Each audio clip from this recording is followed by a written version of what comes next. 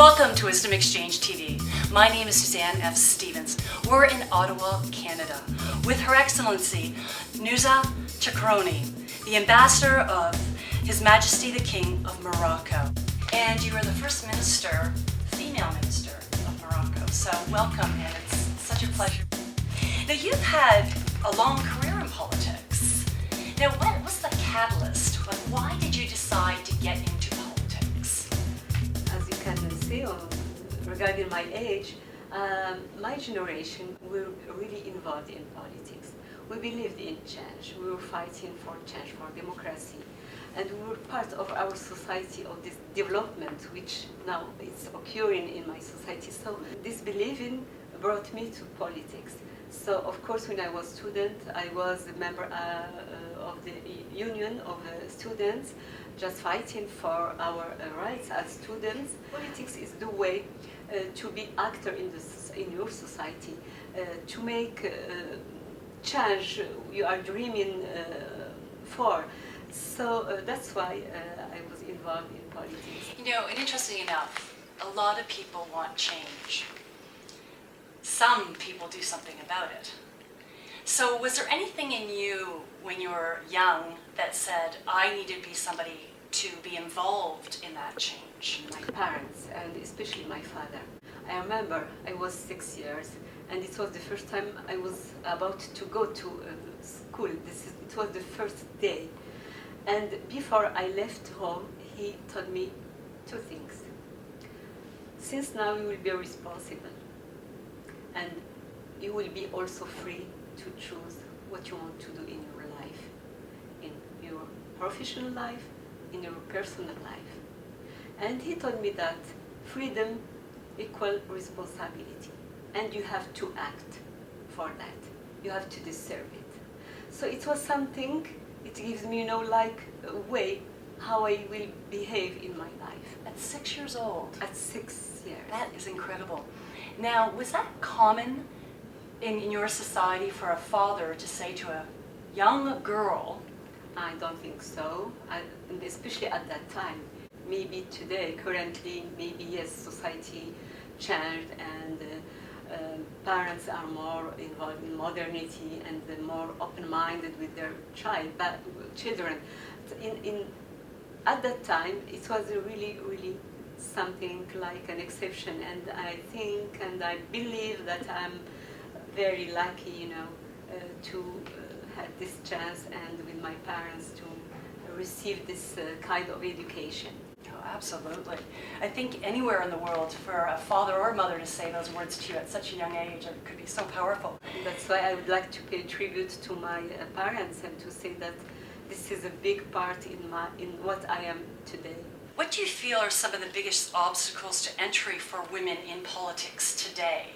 I think women sometimes are there, they put too many barriers. Of course, the society is not easy. Of course, the society, the machismo is sometimes very present in our societies. In every society, for every woman, it was very hard to be involved in politics everywhere. But I think that women should take their fate and come in politics, because this is the only way to make things change. In every society, you have who want to build, and others who don't care or they are not involved in building. So we should be part of those who want to build. This is very important, to act. So what kind of characteristics do you think a woman would need to have in order to not only survive in a political career, but excel in a political career? I believe that the first thing, you have to be confident. But you have to also to just how can I express myself to say that I have a mission in my life. I'm not just living. I have to define my mission in my life. And then when you define your mission, you will find all the way to implement it, to achieve it. The second thing, you should believe you are not facing an enemy. The society is not our enemy. Others are not our enemy. we can build with others. And we should be humble, because many are in the same, they have the same conviction. Many aim to build, but sometimes in different ways. So we just have to understand others and to say how I can become a part of this group, which is trying to do things. It's a little bit similar. We have aiming, or we have the same goals. When we are many to build, we can be more stronger, and we can also can go very so far. Yeah. When did your mission become very clear to you, or is it clear yet? It's never as clear as you can imagine. It's something you work on it all the time to make sure that this is exactly what you feel inside, because sometimes it's very hard. You want to do many things. You want to achieve many goals, and you have trouble to understand yourself, because you are, some subjectivity doesn't allow us to understand clearly what is happening inside. But I think I can say that my mission, it was how to contribute to make others being just happy. So the welfare of others, my welfare and the welfare of others, it is something which is like a motor to guide me in my life. Did you say someday I would like to be an ambassador? I believe that nothing occurs just accidentally. I believe that you have to believe in something. And I'm, deeply spiritual. I believe in God, I'm Muslim, and I believe that when you want to do something, you are convinced that you have to do it because you have a mission. Then I think that God helps you to achieve your goal. I remember once I was just teaching at university before I became member of the government. But I was, since my young age, I was, as I told you, involved in politics, and I was teaching at university, and I took the train to go from my city to Rabat, and I met with a former ambassador to Canada, Moroccan ambassador to Canada. He died. He was a great man, and I met him in the train. We were talking about what is the mission of ambassador, and he was talking about what I was doing at university. And really, I was just impressed by this man. And of course, I believe that in my side, I just had a dream in this short time to say, maybe if I'm one day ambassador to Canada, it will be something great. I know from 98 to 2002, you are the Delegate Minister in charge of women issues, family, children, as well as integrating of disabled people. What would you say has been the biggest change from that time to now in Morocco for either any of those, for children, women, or disabled? I think that we set up a politic strategy. I can see that without the will and la volonté of His Majesty the King, we couldn't achieve what we achieved. But that's why I said earlier that we need a political will at the highest level in the society. When you have this green light, you can go. Nothing could be, all the barriers became easy to, to move. Yeah. So it was very important we set up a strategy. I can say that at that time we set up a strategy, national strategy to fight against violence against women. Because as you can imagine, we signed the CEDAW Convention, the International Convention on elimination of all the segregation against women. So we had to implement all the laws, and the international convention we signed And my role was to put the mechanism to implement all the things we are part of. So this national strategy, it was very important as a first step to preserve the dignity of women, because violence is something occurs in every society, but we should have the mechanism to fight against it. And institutional mechanisms, it's very important. Second, it was how to make women involved in politics. It was one of the most important strategies, and to make possible that women working in political parties can be elected. So we were really involved in how to make them elected, not only to make them candidates. It is nice to make them candidates, but the result was very important for us. So we put a mechanism, a national list, that it brought 30 women. It was 11.2%, something like that, to Parliament, and it was the first time that women came as a big number to the Parliament. It changed completely the political landscape, and so the Moroccan society was very attentive to pay attention to this new phenomenon, how women will behave in the Parliament, are they able to be politicians? And then society discovered that women are able, that they have their input, different input, but it's another vision which complete, which enrichit, make our experience more rich. So that was 11.2%. How many women now are in Parliament? Do you know the percentage by chance? Oh, I think we should have 20% of women in the Parliament. What's the goal? We have 20% women. We have 10% of young people. Oh, good. So we have like a kind of quotas that allow 20% of the Parliament is women and 10% are young. Is there a goal to have a certain percentage? Yes, I should mention that the new constitution, which was voted in 2011, stipulates clearly that Morocco is now going to set up a parity. It's 50%, not 20 or 25. And this mechanism is now institutional, constitutional, which is very strong.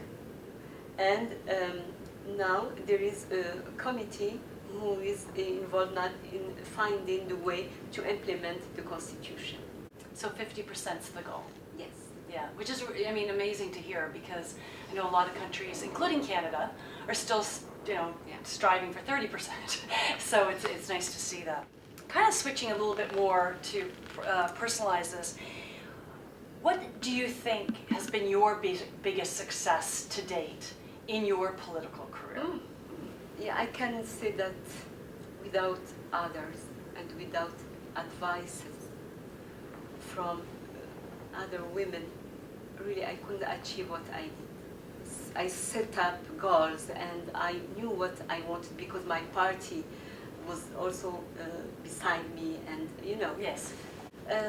I think that when we set up the national list to make women come into the Parliament, it was something I was proud of it. Because as I told you, it changed, and it was the first step to show to the Moroccan society that Morocco cannot grow and cannot be developed without women participation. And everybody, it was like a consensus about that.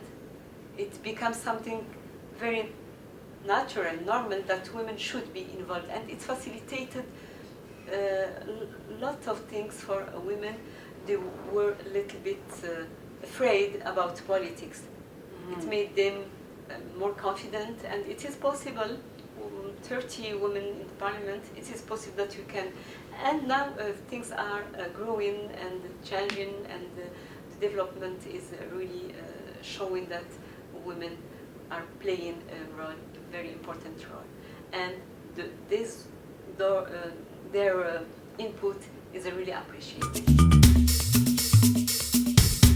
far as your role as ambassador to Canada, what does that entail? Of course, I'm not the first ambassador. We started our diplomatic relations since 1962, and many ambassadors and the great ambassadors they did very good work. I came at that time that we celebrated 50 years of diplomatic relation between Morocco and Canada, and Morocco is changing. It's changing because there is a new king since 14 years, and we have a new project of society based on democracy, modernity, gender equality. So my mission was how to make relation between Morocco and Canada achieve another step and other achievements, not only at the political level, but especially at the economical level, how to boost trade between Morocco and Canada, and how to make both nations more interconnected. And this dimension, cultural and human dimension, is very important. So it was my mission how to develop exactly more trade between Morocco and Canada, and how to make Moroccan community playing a role to make Morocco more better known here in Canada, and how to attract Canadians to come to Morocco to visit, about our culture, about our history, about everything, especially at that moment. Of course, you have followed the Arab Spring and all the changes that occur in Morocco. So it's like an exciting moment for me to be here and to try to do things differently. So what would be your advice for anybody who wanted to be ambassador? What would they, can you give us some things that they would need to do in order to be in a position like yours? I think we should know that diversity and pluridimensional approach is very important. We cannot focus only on one field. Yes, the political side is very important because this is like the background to build on it. But you have to have some concrete projects. When you bring a delegation from Canada to Morocco, when you contribute to attract investments like Bombardier, when you contribute to make our business communities working together, you have to find the way to do those things. I think the advice I will give, it is you have to be well connected. The connections are very important. And to be well connected means that you have the relay, I mean people from Canadian your contacts, yes, contacts in Canada as well. Exactly. So because I was focusing on economic level, I've chosen 3 honorary consuls to appoint in 3 cities, in Toronto, in Saskatchewan, in Regina, and also in Calgary. So my choice was motivated by my plan, and the profile of the 3 honorary consuls are all involved in business. So they became like a bridge with business community in their own provinces. So they make things very easy for us. And by the way, you're doing a great job in English, because this is not your first language, and you're doing a wonderful job. So we appreciate that at Wisdom Exchange TV, because I don't think you're saying is, of course, having a political understanding is always important, but having an economic understanding is very important as well. So you understand how business works to get to this role, and also having the contacts, both wherever you're going to be an ambassador, so in your case, Canada, as well as having contacts in Morocco, will help set you up for success. Absolutely. Okay. Is there anything else besides those 3 cornerstones? Yes, I think I mentioned the cultural dimension, human dimension. You know, it's very important. We cannot succeed in business if you don't know the culture of others, because making business, it's I think you should know others, how they behave, how they think, how they do business. The culture is very important. So I think this dimension should be also taken in account in every work we want to do, and it is conditioned in success. So let's just further explore that, the cultural differences. I would imagine there's quite a few differences between Canada and Morocco in regards to culture.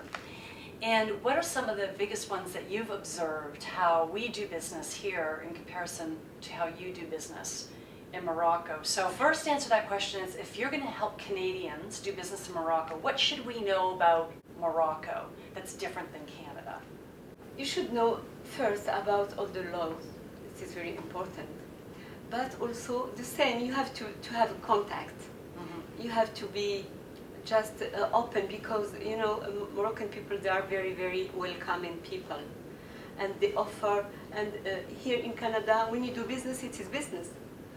In my country, even you come for business, we will offer you tea and we'll come in you maybe at home, and you know. But things are not going in the same way. You have to take your time to visit, to have many contacts, to be flexible, to, you know, this is some details that you have to know about it, and you have to go in details, that it avoid you to have bad surprises. I think sometimes in Morocco we are not used to go the first time in details. In Canada, in the first contact you go in details, so we have to accommodate our two cultures, you know, to go and to make it both more closer than it facilitates more the comprehension and the intercomprehension. So if I was to go to Morocco and conduct business and jump right into let's get down to business, that wouldn't work. I prefer to do it another way. Right. I prefer that you can contact the embassy, Amin, Yeah. and he will facilitate, give you the good advices, and to know about who is involved in this sector and which which sector in which area is the best way to do business. Even I can tell you that we just should take time and have many information through internet. But this dimension, human dimension, you cannot find it through internet. No, that's my area of specialty, is actually trying to understand the human dimension, how people make decisions, so you can influence great partnerships to your. So if you were to give maybe 2 or 3 pieces of advice to Moroccans that are doing business in Canada, what would you tell them? If you're going to go to Canada, this is how the human element works there. How are we different for them? I think it is the same. When I say Canadians should have contacts to facilitate their input in Morocco, that's why I said I appointed honorary consul, because I can't really know exactly the details here how to do business. Mm-hmm. I know that business community in Canada prefer to deal directly with business community in Morocco. Mm-hmm. So that's why I'm just encouraging to put together business communities and to put like a board that they can deal with business. Because I remember when I came, I started to call some companies to say, yes, we have some companies from Morocco, they are willing to come to Canada and do business. And the answer was, and why embassy is calling us? I was a little bit shocked. It is my duty, it is my role here. No, they don't understand how embassies should be or could be involved in business. For them, embassy is diplomatic things, it's political things. For me, diplomacy is politics, but also trade and economy. Yeah. So just to give you an idea how we perceive, our perception is a little bit different, to not say completely different sometimes. And I can see exactly what you're talking about, because when I do business in Africa, I want to be direct with the person I'm doing business with. Mm. That way I can assess, as a business owner, assess who I'm dealing with so I can understand them. If I have to deal through somebody, I have to understand them, then I have to understand whoever they introduce me to, and whoever they introduce me to. But if I just get contact with you, I can just learn about you, and it's faster, which is very Western. Yeah. What are some challenges that you think women may encounter in a political career? In the past, politics was just the work of men, not women. Currently, things changed. We had in the past many figures, women figures in political words, but also in some countries, Muslim countries like Pakistan, for example, Nazir Bhutto or others. So it's not something new, but it was something just limited. What we are aiming, just to make society equal. Everybody has the same chance to do what we want to do. And politics, I continue to believe that the change you can make in society can occur through the politics. So how women, they just should say to themselves that we were to be part of the construction in our society. We cannot let others build a society for us. This society won't be as we want it to be if we don't take part in this process of building. So we should just become responsible and take part. Now you say women should take part. Now I'd be remiss if I didn't ask you the question. I mean, there is a perception, particularly in the news for the last several years, that in Muslim communities, women are often suppressed and don't have a voice, can't have education, depending on which country they come from, and all sorts of things. I'd like you to bring some light to that, particularly in the Moroccan context. You know, you've mentioned equality. So, I mean, I would imagine a lot of our audience is equality, Muslims. We've never heard that before. Could you talk a bit about that so people can get another side of that Morocco is trying to achieve that, but yet it is very much a Muslim community, an Arab community. Yeah, you know, I think that, and the experience of Morocco is very interesting in this way. I think sometimes we make confusion between the religion, Islam, and traditions. In my country, as a member of my political party, USP, we started in 1975 to work on equality gender. It was a long process, and then during the 90s, many women were involved in civil society to defend their rights. So just to say that we have a history in fighting for our rights.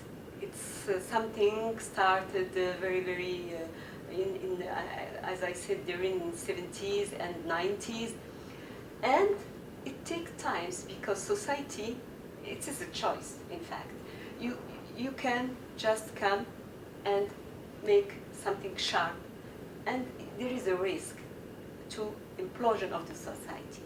And there is another way.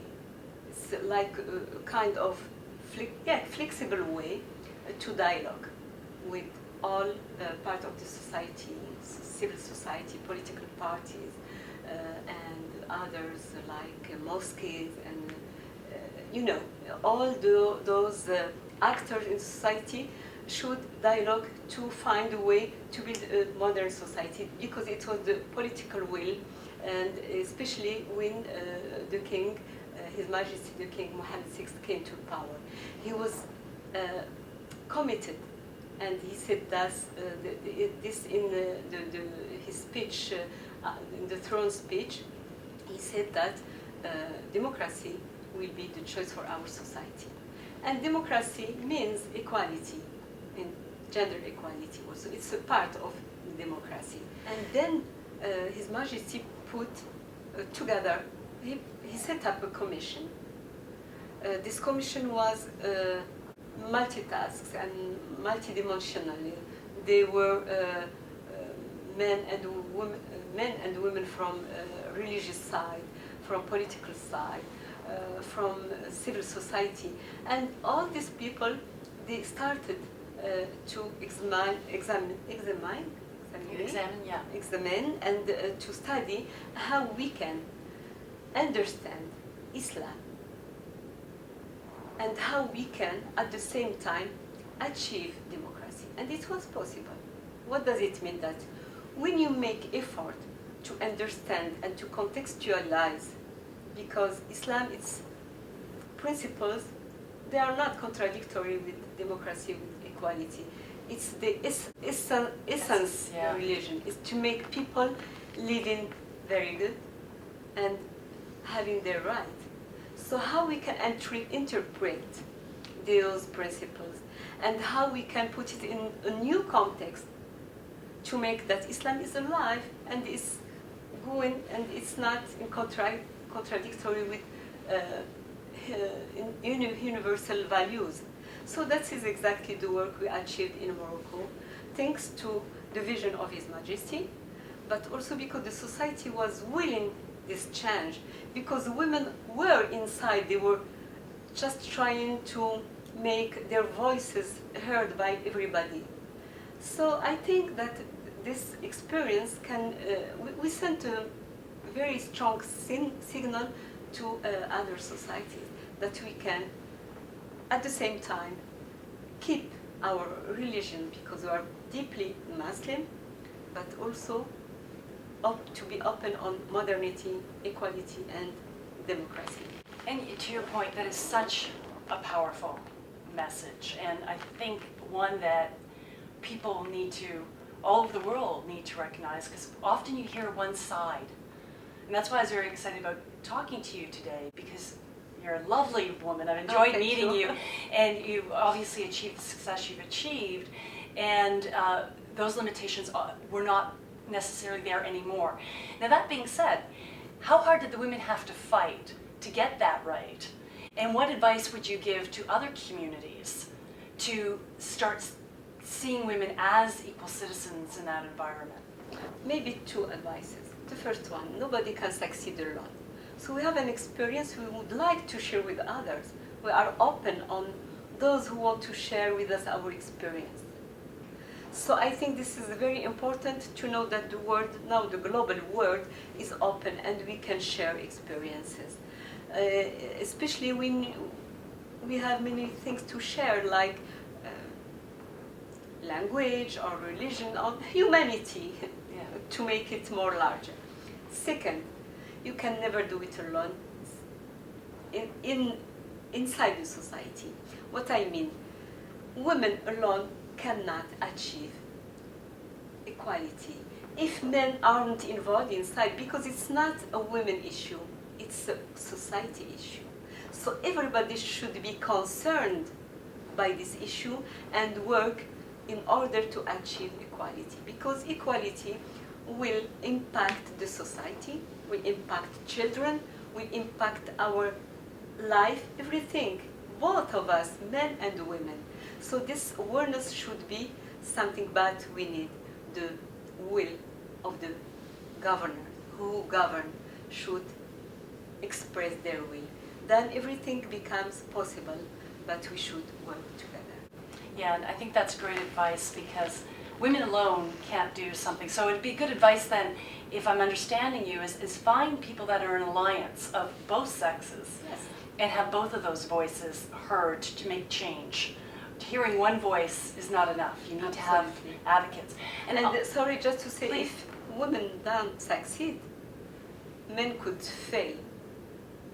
So we should be aware about that the success of the society, it should be built on two pillars, men and women. Otherwise, everyone loses. Yes. Yeah. Being the first minister, female minister in Morocco, how did that opportunity actually come about for you? And if you have any insight for other people, particularly women, to become a minister? Okay, just to say that in the government, before I came, we had 4 women as Secretary of State, and Yes, of course, the title of minister, I was the first woman in my country. I had this title. I came to the government through my party, my political party.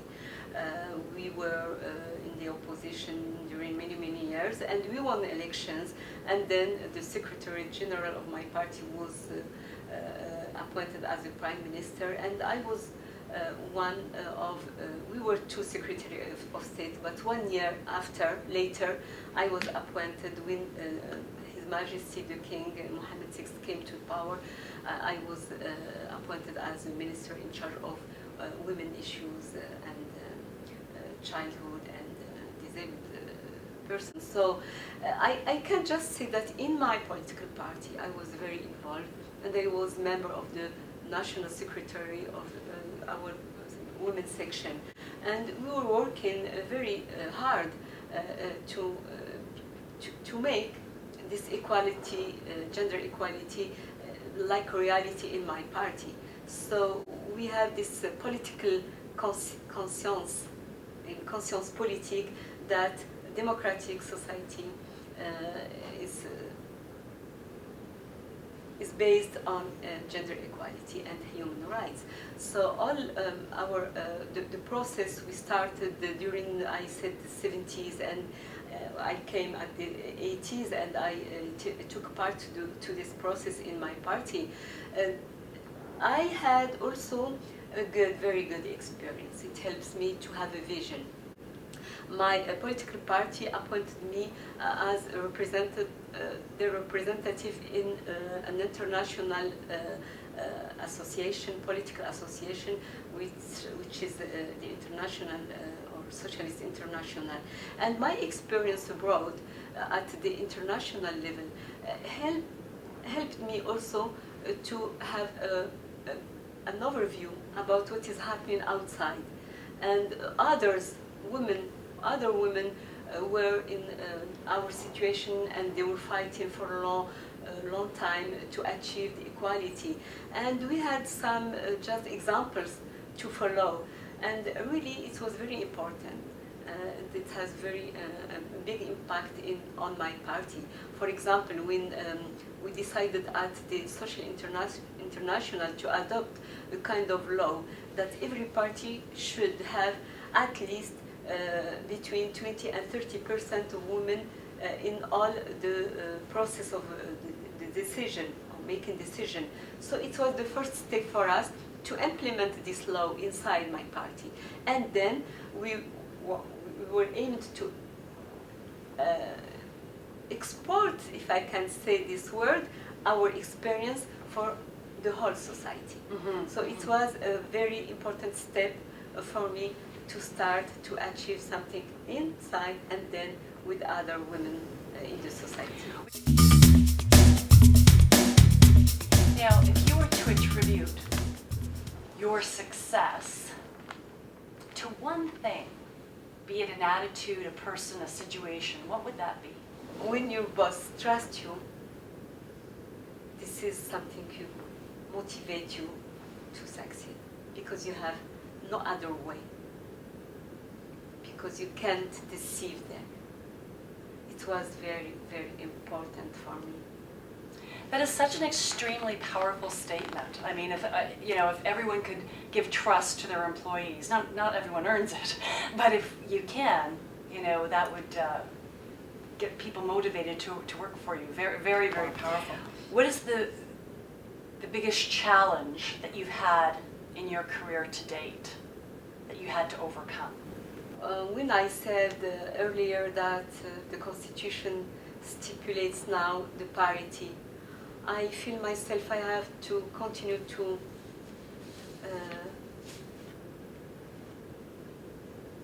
support every action, every woman, every man will contribute to achieve those goals. Now, have you ever implemented a project or an initiative or led a campaign that just did not work? Oh yes, of course. Can you share one with us and then tell us what you would do differently today? Yes, I was candidate 3 times before I won the elections. So 2 times I was candidate at the municipal level. It was the first time it was in 1987, and when I was doing my electoral campaign, I remember the first door I knocked, and a man who opened the door, he said, who are you? I said, I'm the candidate, I will represent you in the municipality. And he just looked to me and said, you? Okay. Men couldn't do what we want to do. So how about women, you know, I was young. And he said, okay, thank you. And he closed the door. I mean, it was, you know, just, are you is it a joke? For him it was like a joke. Who I am that I can just go and represent a population as a woman, as a young. It was impossible for him to, it was impossible at that time to figure out how women could be elected. The second time it was, yes, hard too, but people were more open to dialogue, to know what is your program. Yeah, and it was, yeah, we can believe you, but you know, not enough mature to have this experience. The third time I was a candidate for the legislative, for the parliament. At that time it was just wonderful, because my campaign was, I was, you know, just mature, and my speech was very strong, and I had to face many challenges. Even I failed, but it was for me just a success. Why? Because my message goes everywhere, went everywhere. I could dialogue with women, with men in a rural area as well as in the city, everywhere, with the women, with men, with the old people, with young people. People were very open on my speech, and it was not impossible for me. And I was, we were maybe 36 candidates. I was the third one in the rank. So it was for me very good what I achieved. So I feel since 1987 to today, a very impressive change. It sounds like you wouldn't do anything different though, because each time you ran and did not win. Then when I failed, yes, I never lost confidence. Yeah. When, you know, it's unbelievable, but the day they announce the result of the ballot, they say, okay, first, the only candidate who won. The only reaction I had, the same every time, the same reaction, that I will run again. I will do it again. I will win it next time. Where did that confidence come from?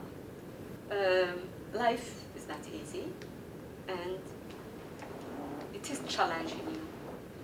And when it is too easy, you cannot go very far. When it is hard, you learn from your failure. You learn from everything, and it makes you more stronger. The first time it's hard to say, no, you can just behave like that and say, no way, it's not my job. It's easy also to say that, but it's harder to say, even it is hard, I will continue, but I will do it differently. This is important. If you were to give advice to other women, or men for that matter, about how to lead in politics, or how to lead a project or a company or initiative, any pieces of leadership advice, if you had 3, what would those be? The first one, I will say, you have to take in account how others what are their expectations. Of course, you can come and have a project, but you should take in account the expectations of others, because you are here to make things possible for the community, not only for you. This is very important. Second, dialogue.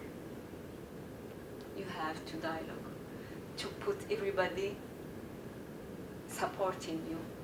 You don't have, I think, to come and to say, I want to do this thing, and you have to support. No. I think you have to just try to make people come in and bring in what you are aiming to do. You can just say, what about, I heard something, I've seen like an area which needs something, what do you think it is possible to do? Are you? So you can just dialogue with others to bring them coming steadily to your idea. Then they can feel that the idea is not yours, it's it's our, it's their also their idea. So when they s'approprient, when they feel that this idea is like their property, they will be really completely involved in it.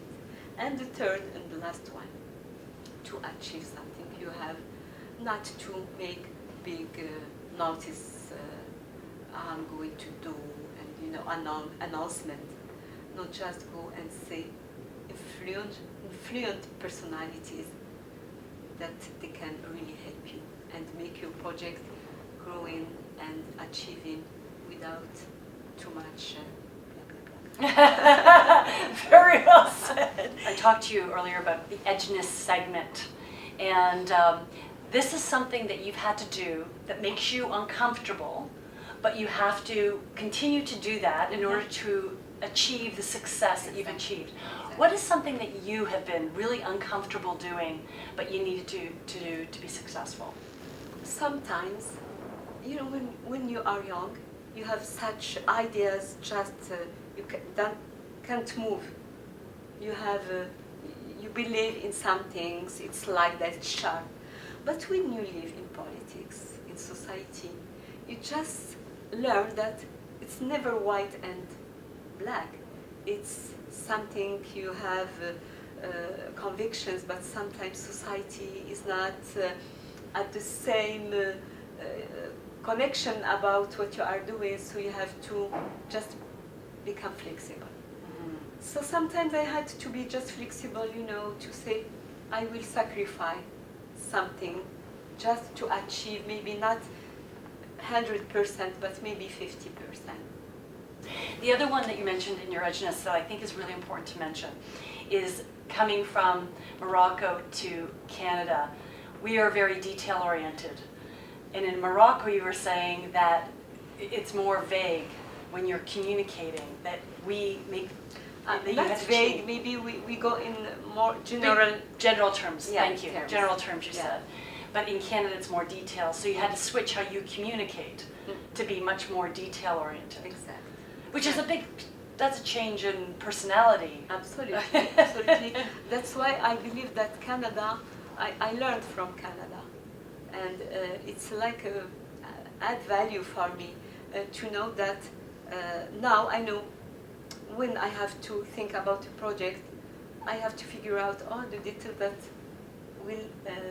could be just like an obstacle in achieving. So I can anticipate and put all the details and try to deal with all these small things. Yeah, and that's really important advice for Moroccans or anybody coming to Canada, because we are detail-oriented. You're absolutely right. About your words of wisdom for African women. The most important that you have something which is essential, crucial. What is crucial, you never sacrifice it. You can be flexible but not compromise yourself. It is very, very important. Otherwise, you will lose your essence. Now, I know you have 2 children. I have a girl and a son. Okay, how old's your daughter? 13. 13? 30. 30. Gosh, you look good. Okay, so let's say your 30-year-old daughter is 10 years old today. Mm-hmm. With all the knowledge that you now have, what would be your advice to her if she was 10 years old today? When it comes to your children, it's completely different. Yeah, for my daughter, I just want to tell her, just listen to your heart.